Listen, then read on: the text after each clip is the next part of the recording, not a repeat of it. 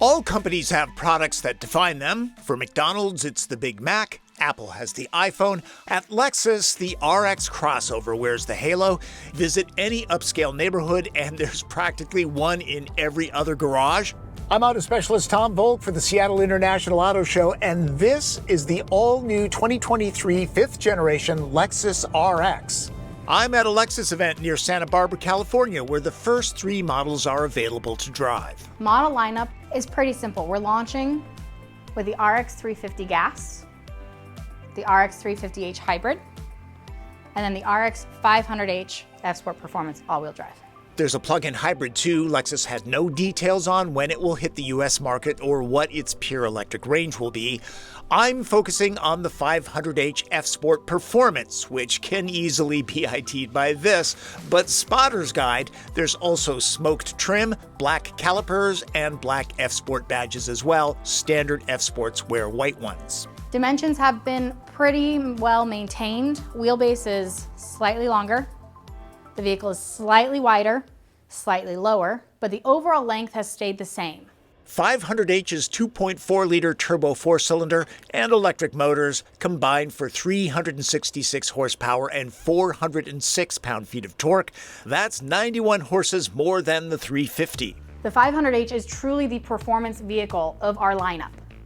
I cannot emphasize that enough. Everything we've done to it says performance for the RX. It has the new Direct 4 all-wheel drive, which is the most precise and powerful all-wheel drive system we've had for hybrid. This is also the first time we've had a turbo hybrid in the RX lineup. The 500h gets a more powerful rear motor with a dedicated inverter to run the rear wheels. The nickel metal hydride battery is under the rear seat.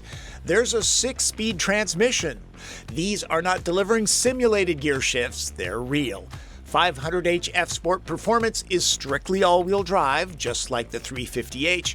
The 500 gets larger front ventilated disc brakes and unique steering. Dynamic rear steering, essentially for those that are not familiar, at slow speeds, the vehicles will turn in the counter direction in the rear as the front, giving a tighter turning radius by 4 degrees. At faster speeds, for example on the dynamic driving course, the rear wheels will turn in line with the front wheels, giving better handling. There are the expected drive modes and a custom setting where the powertrain, steering, and variable adaptive dampers can be set up to your liking. This is not just F Sport trim, it really has performance goodness. It should come as no surprise that the 500h here is the Performance RX. Lexus says that the 350s, both the gas and hybrid, do the 0 to 60 dash in the mid to low 7-second range. The 500h, 5.9, so it's definitely quicker. Comparing the two hybrid RXs, the 500h has a much more powerful rear motor, so it gives it a rear drive dynamic. And if you put your foot into it,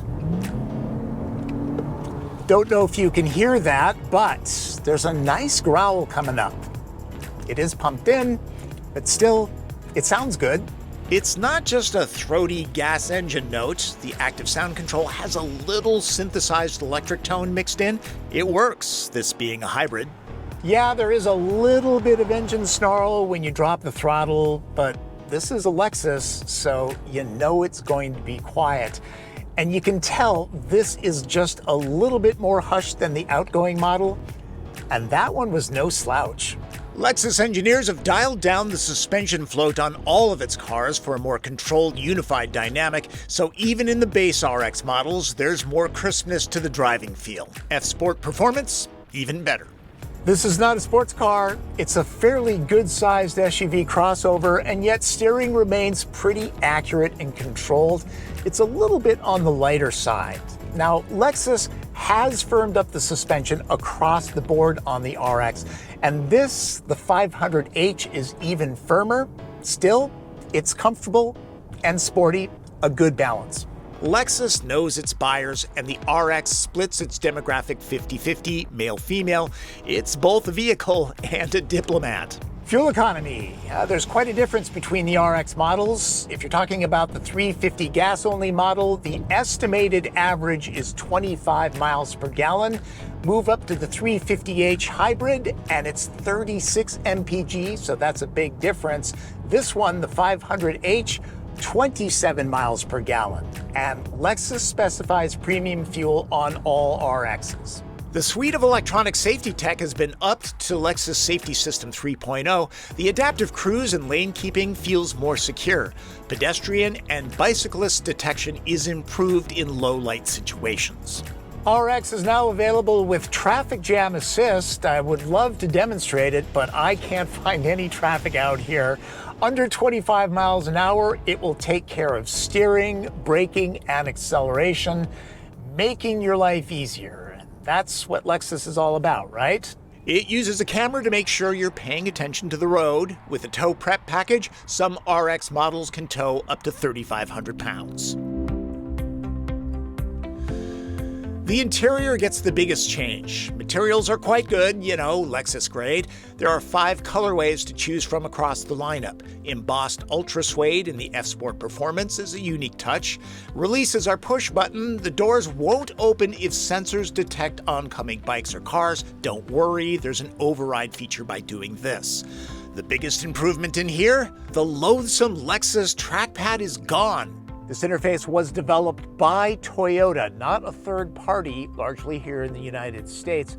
It doesn't really have a home screen. It relies heavily on voice commands, natural ones, using the prompt, "Hey Lexus, I need to go to Costco." I found Costco wholesale. Would you like to go now? It's a little early. I don't think it opens till like 9 o'clock or 10. This is cloud-based. There's a subscription charge after 3 years. The 500h F Sport Performance comes standard with a toasty wheel, plus heated and vented seats. These are moderately bolstered and fitted with leather and grippy Ultra Suede. I'm 5'9", and with this set to a comfortable driving position for me, there's loads of room back here. Of course there is. This is an RX. That much headroom, knee, leg, and foot room, very generous. Cushions are high enough so that thigh support is excellent. And the door opening's big enough so that car seats go in and out, no sweat. Adjustable vents, separate climate zone, and ports to charge your phone. And FYI, Lexus says that the L version with 3 rows is not going to be produced, at least for now. So this is strictly a 5-seater. And you can put 3 adults back here. They'll be comfortable around town. Seats up, there's over 38 cubic feet to take on an estimated 7 Toomey carry-on suitcases. For scale, I have a camera bag and a good-sized backpack full of gear. At this writing, there are no specification numbers for seat-down volume, but since the space is deep, the remote releases are appreciated. No trip to the rear doors to drop them. It created the segment and still outsells the closest competitor by a significant margin. So yeah, the RX is more of the same. The franchise is a winning formula that should keep Lexus on top for the foreseeable future. For the Seattle International Auto Show, I'm Tom Voelk.